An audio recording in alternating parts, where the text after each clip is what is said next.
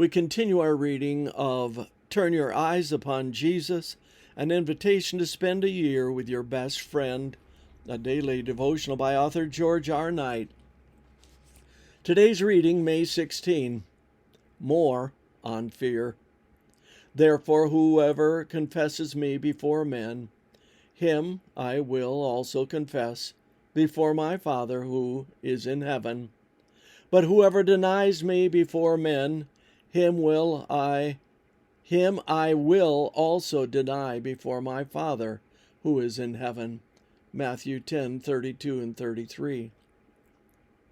It doesn't look as if we are through with fear yet. Now, I know that today's passage does not use the word fear, but fear is in the context and underlies the only reason that a believer would not confess or acknowledge or stand up for Jesus. The Message vividly brings out the dynamic of fear undergirding the passage.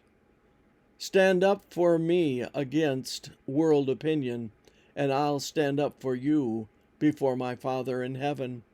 If you turn tail and run, do you think I'll cover for you? While Jesus has pounded home 3 times that his followers don't need to fear, we still find ourselves tempted that way. I am. Of course, there is no one who is out to take my life right now or to do me physical harm, but if I really say what I think, they might make fun of me or consider me unsophisticated, some kind of hayseed who should have been born 200 years ago. It is hard for us humans not to fear. It seems to be in our very bones. But if we let Christ handle our fears about our precious selves, the rewards are great. Those who stand up for Christ have an advocate in heaven.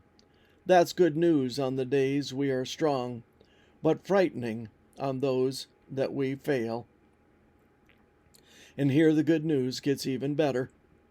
The Jesus of grace is even willing to stand up for us when we have denied him, if we confess our sin and rededicate ourselves to his no-fear agenda.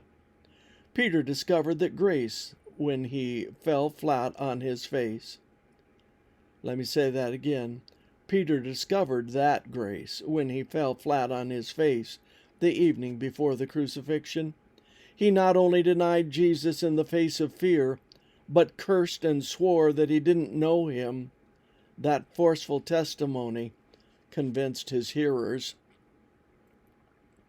The good news is that Peter eventually found his knees and was restored again. For the rest of his life, he confessed his Lord, although not perfectly, until he finally met crucifixion himself.